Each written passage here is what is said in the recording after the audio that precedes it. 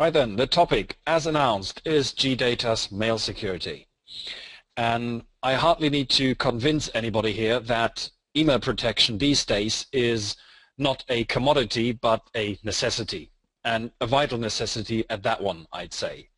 Because if you look at the current statistics, then you would find that a lot of infections or malware infections on systems can be traced back to emails, to an email attachment, a link that was contained in an email, but emails are more often than not the root of a lot of the pain that we're facing today when it comes to malware infestation. Then obviously we want to have protection not only from malware infection but also from phishing emails. And phishing emails, if you go out on a limb, I'd say that every one of us gets at least 2 or 3 every week of that. And those phishing emails have become really, really good. Sometimes it's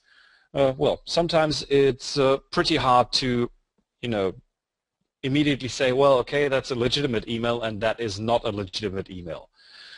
There was one incident where I got an email that was supposedly from DHL, it's a small logistics provider that you probably are all familiar with, and they're offering a service called Packstation here in Germany, where you can have packets mailed to a deposit box for you to pick up when you're not at home. And you know the way those phishing emails work. They usually tell you, dear user, there's something amiss with your user account. Please click on this link and log in to your customer account to put things right. And I mean, of course, the email went to an email address that I haven't even registered with the service. So, well, some people might think, well, it's very forthcoming from them to, look for my other email addresses. But anyway, those phishing emails, and that one in particular, was so well made that I really had to look 3 times until I had, made sure that this was really a fake email. So the people who make those phishing emails are becoming, better by the day. And of course, what you also want protection from is the old spam email from all those nice little people who wish to sell us some sort of dodgy medication. So that's the reasons why everybody basically wants email protection, and in most cases already has email protection to some degree. So for that, GData offers 2 solutions. Those 2 solutions are called mail security. So no surprise there. And those solutions that are called mail security are obviously there to scan email communication for all of those 3 things: for malware, for phishing emails, and of course to filter out unsolicited email, otherwise known as spam. And since the mail security solution from GData comes in 2 different flavors, the first question would be, what flavor of mail security would you like? You can choose between an add-in for Microsoft Exchange and an email gateway. We'll get to the email gateway in a minute. First of all, the Exchange add-in is available obviously for Microsoft Exchange 2007, 2010 and 2013. And what this solution does is it scans the information store of Microsoft Exchange for any malware. So all those email attachments that make it into your inbox will be scanned by GData's Exchange add-in. So that is the data at rest taken care of. If you're running a Microsoft Exchange server, you have the information store covered. And just out of curiosity, I'm going to launch another poll right now. Which email servers do your customers usually use? Is it Exchange or any other kind of mail server? So just give me a quick show of hands, which type of email server is the most common one among your organizations or your customers.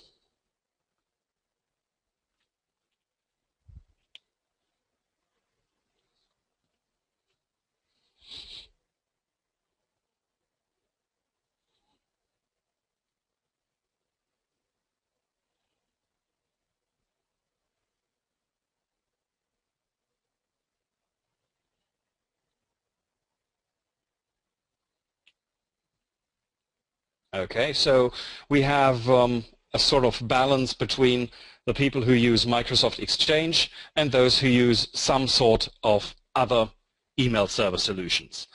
So obviously Microsoft Exchange people are already covered with the Exchange add-in.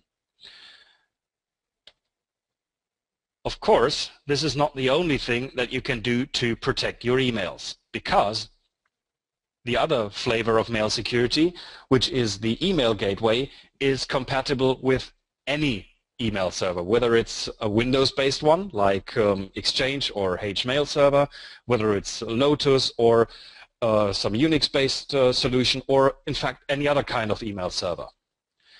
So if you run Microsoft Exchange, you're in luck. You can use both, even in combination.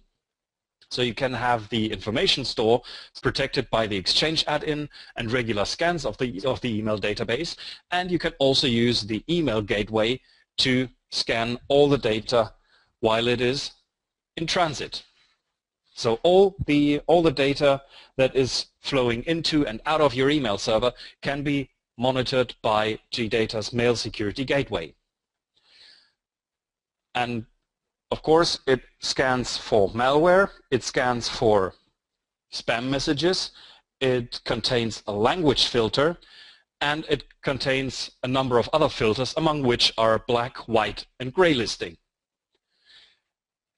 The main difference between the Exchange add-in and the email gateway is that the Exchange add-in only does malware scanning for the information store. It doesn't yet do anything else. So Microsoft Exchange, as I said, needs to be installed on your Exchange server 2007, 2010 or 2013. It also must be installed on an Exchange server. Sorry, my mouth's getting dry. It must be installed on an Exchange server which hosts the mailbox server role. So if you have a hub transport server in there, you can't install it on that one, but you can instead install it on your mailbox server. And all the configuration for the Exchange add-in and for all the reports are managed via a management server. And when it comes to a management server, you can decide whether you want to use a dedicated instance of management server specifically for your Exchange add-in, or you can opt to just use a management server that you have already in place for the rest of your GData installation. And that choice is made during the installation of Mail Security. So at one point it is going to ask you whether to connect to an existing management server, and therefore also to the SQL database of that management server, or whether you would prefer to install a dedicated management server and SQL database for Exchange only. So that is the Exchange add-in taken care of in brief. Now the Mail Security Gateway, as I said, is compatible with any kind of mail server. Mail Security itself, though, must be installed on a Windows machine. That can be a physical machine, that can be a virtual machine. So as long as it runs a supported version of Microsoft Windows, which is Windows XP Service Pack 3 or higher, up to Server 2012 R2, so long as the Mail Security Gateway machine is running one supported version of Windows, you can install Mail Security the Mail Security Gateway on it. The Mail Security Gateway requires a SQL server for certain functions. Installing a SQL server is not mandatory in order to use the Mail Security Gateway, but if you want to use specific functions like the gray list filter, for instance, then you need an SQL server. Of course, we provide an SQL Express setup inside the mail security installation, but you can as well use a SQL server that you may already have in place. And depending on your setting of email server, it might be necessary to reroute your email traffic if need be. That need may arise if you have mail security and your email server running on the same machine. But we'll get to that in a second when we take a look at the software itself. One other key difference between the Mail Security Gateway and the Exchange add-in is that the Mail Security Gateway has a separate administration interface. So whereas the Exchange add-in connects to the management server and can be controlled via the GData administrator, which you are already familiar with, the Mail Security Gateway has its own management interface. But same as with the GData administrator, that management interface for the Mail Security Gateway can be installed on any machine as long as it has a connection to the machine that's running the Mail Security Gateway. Well, so much for the theory. I'm going to stop sharing the slide deck right now to switch over to the virtual machine. So don't be surprised if the screen goes blank right now.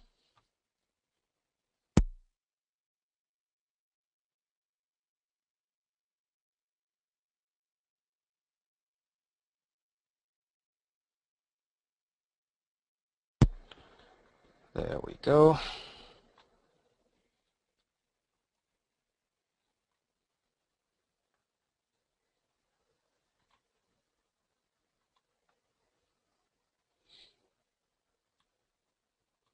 So in here we have our virtual machine, which already has GData's Mail Security installed. And when we open GData's Mail Security, you can see there's a dedicated shortcut for Mail Security. We open that, we enter our highly complicated and cryptic password, and this is the interface of GData's Mail Security as it will look the moment you first log in. So as you can see, the Mail Security Gateway is not live, if you will, when you have installed it. So in order to make it filter and process emails, you need to configure it first. So for this case, we'll assume that this box, which is running Mail Security, is a separate box. The email server itself is sitting on another machine. And in order to make Mail Security process incoming emails, you would need to go for your options. And since we get our emails pushed via SMTP, we need to put a tick in that box. So you can see those options have become active. Those can be configured now. This is the port which will be used to forward email to the email server. If you happen to have Mail Security and your email server installed on the same machine, then you would need to make changes in this port, because otherwise we would have a port conflict here if Mail Security and your mail server were listening on the same port. You know, that is most likely to end in some degree of chaos.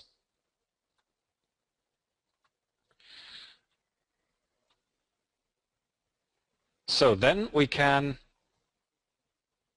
choose to use either DNS to forward the email to our email server. That we can do if, for instance, our email server has its own MX record. In this case, it doesn't have that, so it does have that, so we can leave the box ticked. But if you need, you can also supply your own data in here.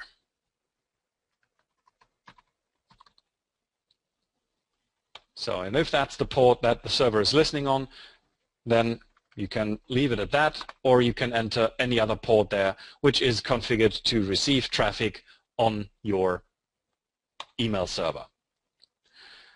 Then further at the bottom here, you can find what's called a relaying protection. In here, you can make sure that only those pieces of communication reach your email server which are actually addressed to your domain or to any of your email addresses.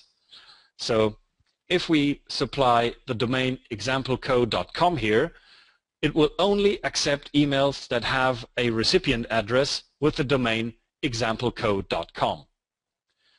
That works for domains. So if you have multiple domains that you are managing, then you can put them in here, or you can put in your Active Directory users.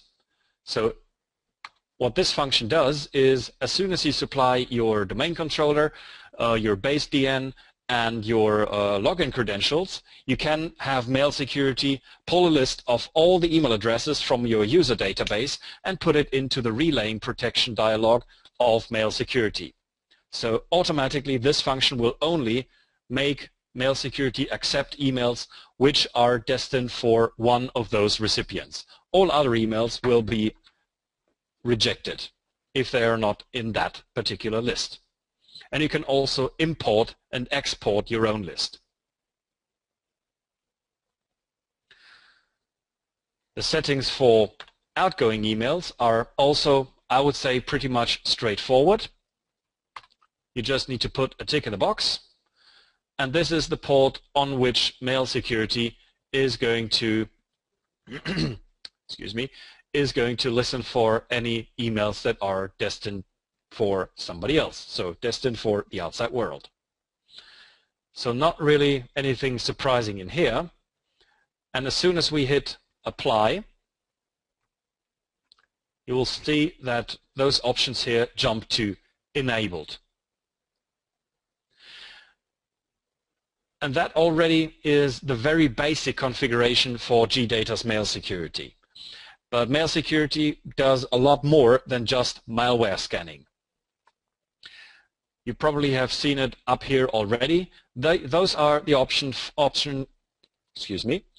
Those are the options for your malware check. I think the options themselves explain, are pretty much self-explanatory. So nothing really fancy right here. If an inbound email happens to contain a malicious file, then you can select which action you would like to take. You can also opt to insert a warning, like a tagline in the subject, square bracket, virus, square bracket. So that's, I would say, pretty much straightforward.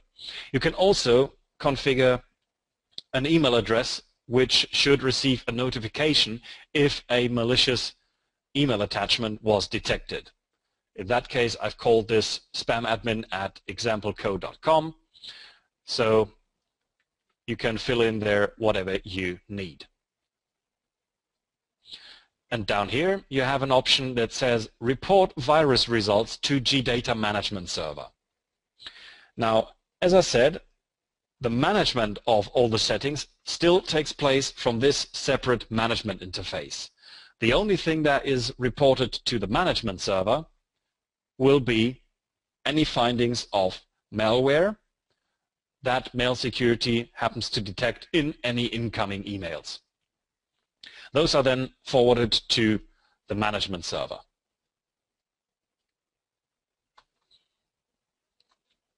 I probably don't need to explain a lot about the scan parameters. Those are the same that you will find in the GData administrator if you configure your local antivirus client.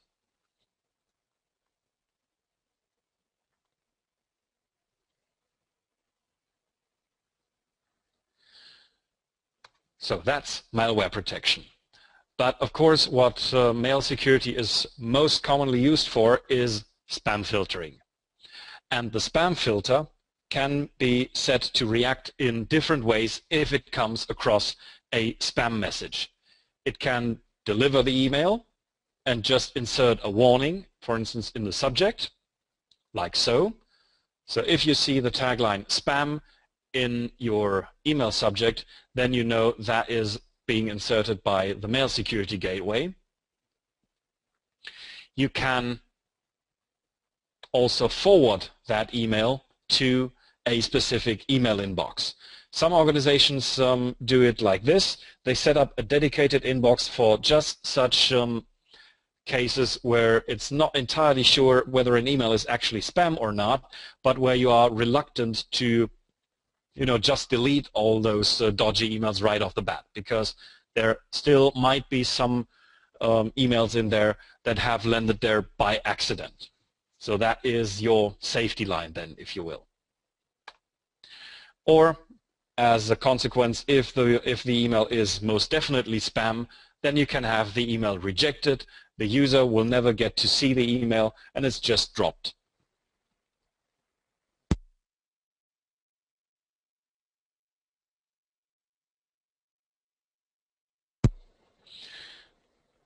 Then you can set up a whitelist and a blacklist.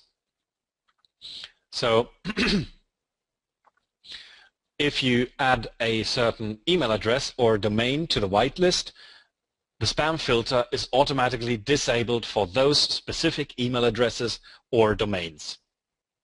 So if you want to prevent emails from a certain sender to be flagged as spam emails because you do business with them on a regular basis and they have had issues like that before, you can put them onto your local whitelist, which you also can import or export to or from a text file.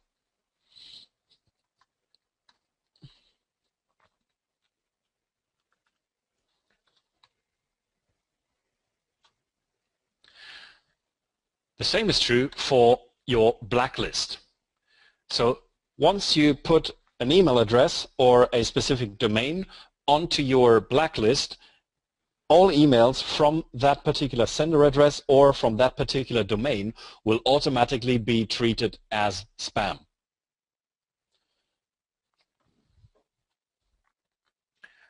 And there's a thing that's called real-time blacklist. Now, real-time blacklists contain the IP addresses and names of servers which are currently known for distributing unsolicited email. And those lists are updated, hence the name, in real time. So whenever there's a new server out there where, let's say, a network administrator has carelessly left open an open relay server, then it won't be long before that makes the blacklist. Per default, we are supplying 3 different ones, which come from Manitou, SpamCop, and SpamHouse. But if you have your own blacklist provider, then you can, of course, also use that. So you just remove that tick from the box and enter the URL of that blacklist provider in here.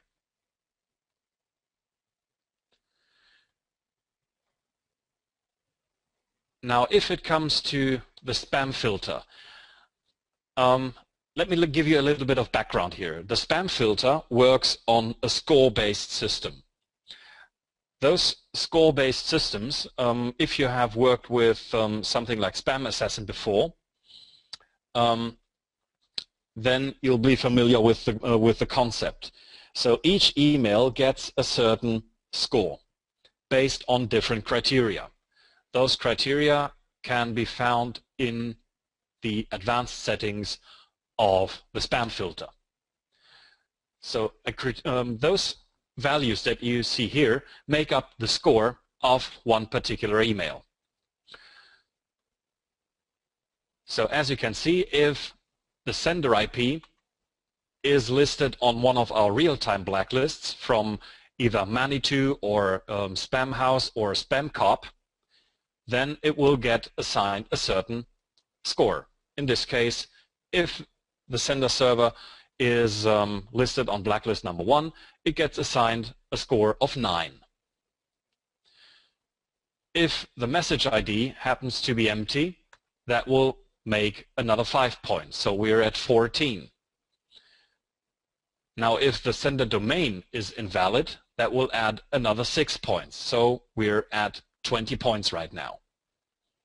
So those values all are added. Our fictitious email has now racked up 20 points. And now we're going to look at the criteria that would speak against an email being spam. That might be the message size. That may be the outbreak shield. So if it happens that one of those values actually speaks in favor, we just take those points from the score that we've racked up so far. We're still at 20 points here, and this is where those thresholds come in. So there's a threshold for suspected spam, for high spam probability, and very high spam probability. So if an email has collected 11 points or more, then it is definitely suspected to be spam. If an email exceeds 15 points, it is, well, most likely spam. And if the value amounts to 20 or more, well, there's hardly any arguing about it. That is pretty much, it's pretty much safe to say that this is a spam email. So 20 points or more means, well, you probably don't need to look at that email. If you need to tweak those settings for whatever reason, then you can do so in this window here. Word of advice though, if you manipulate any of those values in here, you might get results that you don't actually want in your spam detection. So if you need to manipulate those values, you can do so, but we don't recommend it.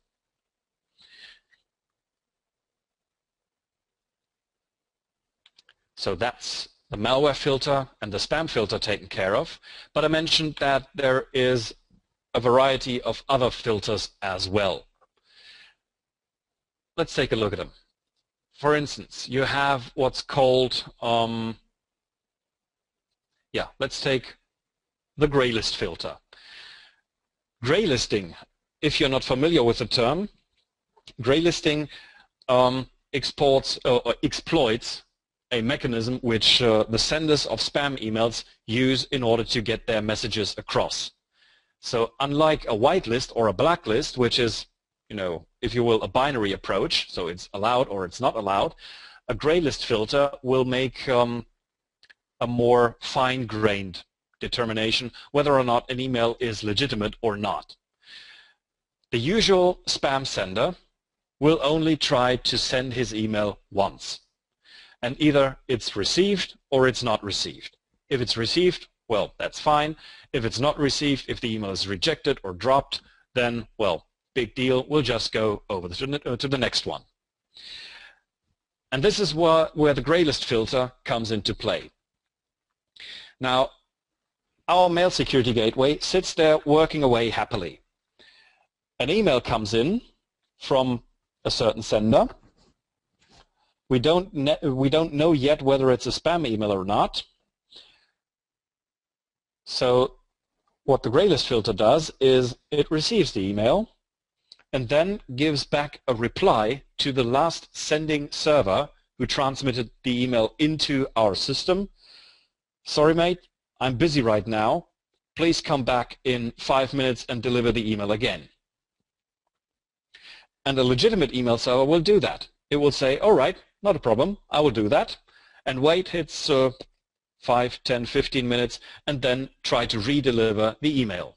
And as soon as that happens, if our legitimate sending email server attempts to, or makes a new attempt at delivering the email, the gray list filter will then register, okay, this is a legitimate transmission, and it will put, among other things, this, the sending server in its database, and also the sender address, and a few other details. And this is also the reason why you need a SQL database in order to use the gray list filter.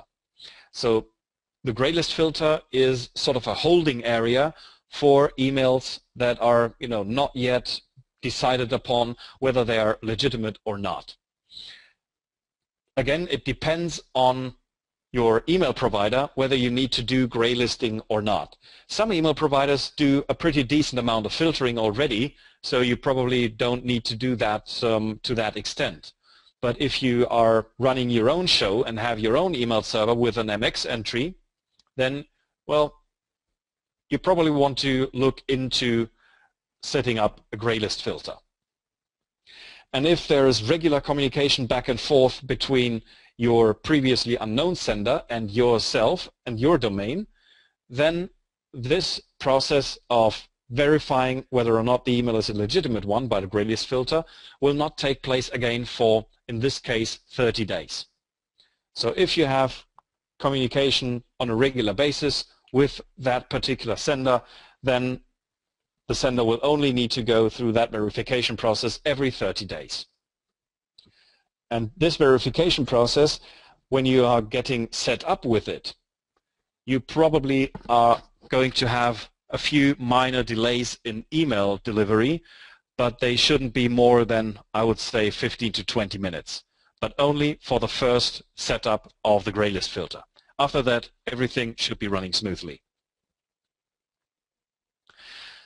Okay, so much for the gray list filter. There are other filters in there as well, which I would say are also self-explaining. You can have attachments filtered. So a lot of malware these days, as I mentioned, is transmitted via email. Or I should say via email attachment. And a lot of those attachments are of a certain type. They might disguise themselves as PDF files where they are really executable files or screensaver files or PIF files, something like that. And those extensions you can then specify. So if you opt to forbid certain attachments like exe files or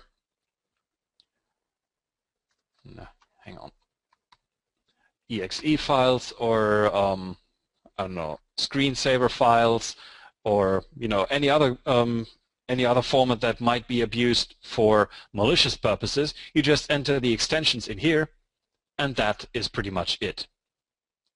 The other way around, or the other way of dealing with this, would be to only allow very specific types of email attachments. So if you say, okay, we can't do without email attachments, but the only things that we get sent regularly is the occasional PDF file or a Word document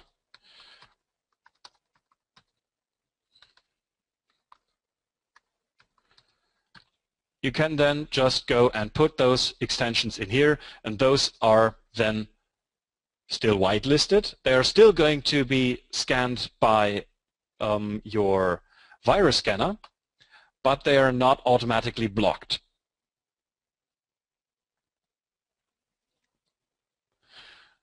If you want to make safe, you can also rename attachments if you get any. And the purpose of renaming an attachment with the suffix, for instance, .danger, is to put another barrier in the way of the user that will prevent him from just opening any old file on a whim. So if somebody gets an email that supposedly contains an invoice or a flight reservation or hotel booking or whatever those things might be, they would still need to right-click the file, save as, and then rename the file, remove the suffix, press enter, and then open the file. So that will most certainly make people, at least more cautious when it comes to email attachments.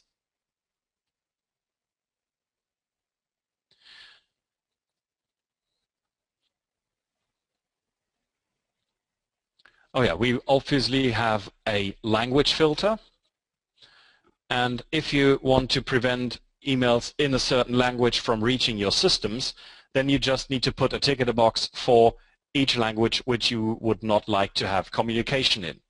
So if you don't want any emails in Chinese, because you don't speak any and don't have any connections to China or people who speak Chinese, then you just put a tick in a box, click OK, and that is it.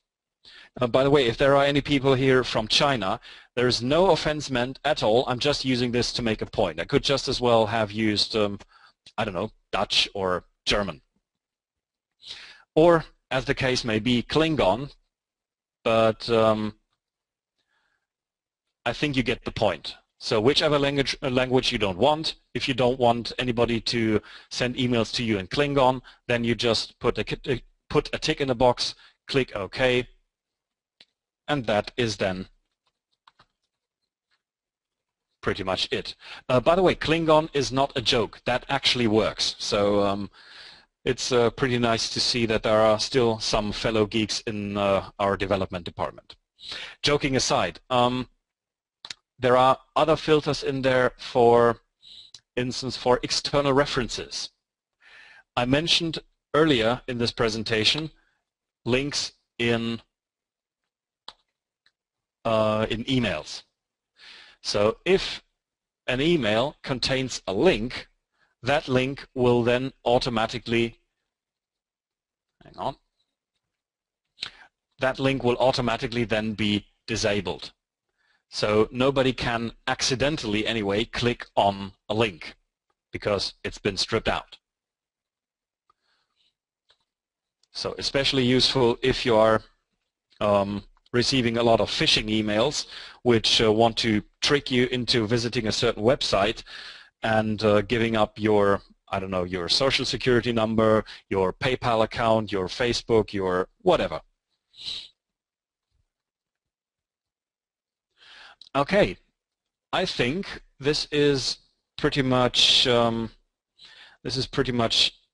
there is to say when it comes to GData's mail security and the things that you can do with the Mail Security Gateway.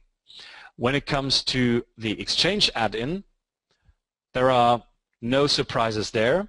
As I said, you manage the Exchange add-in from the management server or from the GData administrator that you are all familiar with anyway. So let me open that real quick. And I'm going to show you what the GData administrator will look like if you control your Exchange add-in with it.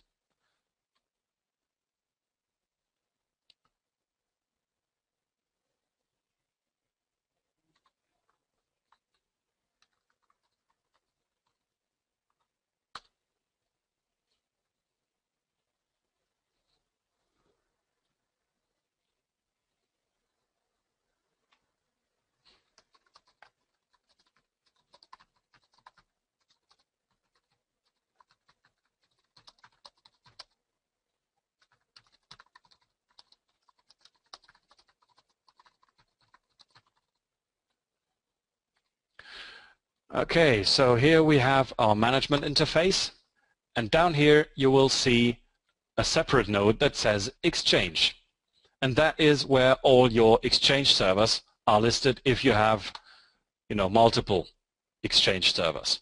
And if you select it, you'll get all the options that you need, and those options are pretty much identical to what you can see in the client configuration when it comes to your scans and your idle scans.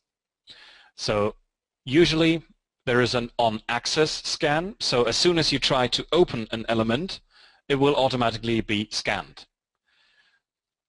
You can also configure the Exchange add-in to run the idle scan, so as soon as the management server, or I should say the Exchange server, doesn't have an awful lot to do, then the Exchange add-in will go there and just scan whatever it can get its hands on and make sure that nothing dodgy is in there.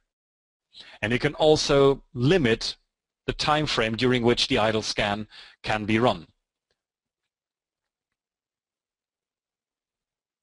So all the other options, I would say, stand for themselves. You can set up tasks for the Exchange add-in. You can set up a scan job for all mailboxes. You can set up a scan job for specific email inboxes. So if you go there, then you see the scan settings are the same as in the regular client settings when you set up a scan job. The default is to scan all mailboxes, but you can also set up a scan to include very specific mailboxes or to scan all mailboxes except XYZ.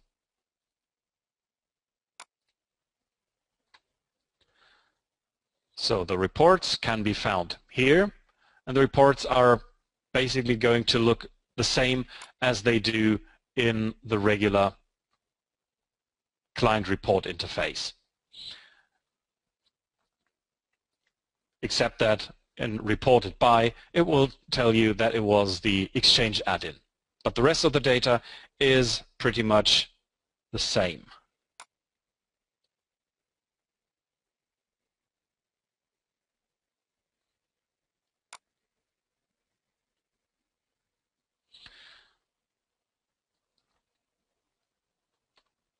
So going back to the settings for the Exchange server, I touched briefly on what the idle scan does. Now the idle scan will basically scan all the email inboxes that are running on that particular mailbox server during the time frame which you define here. What that does for you is if you run the idle scan, in this case between 1 a.m. and 5 a.m., all the inboxes will be scanned, and the moment the the moment people come in to work in the morning, all email inboxes usually have been scanned, and they can just go on about their business and just rely on the regular on-access scan. That, in theory, eliminates the need to set up dedicated tasks for that. So if you don't have a lot of email inboxes running for you, then you can just leave it to the idle scan to scan the email inboxes. If you have very big email inboxes, or if you have a couple of hundred inboxes, then you probably want to go and set up a specific task for a certain batch of mailboxes which is to be scanned on Mondays, Tuesdays, Wednesdays, etc. You can furthermore excuse me, you can furthermore also opt to run the scan on all weekdays. So if you remove that tick from the box, it will only run Monday through Friday. If you put a tick in a box, those or the idle scan will be running even on Saturdays and Sundays. If those are regular business days in your organization, then well, there's not much to it. If you have the weekends off, then you can have the email server just sit there and scan all the email inboxes in peace and quiet, because nobody else is doing a lot of work on your Exchange server.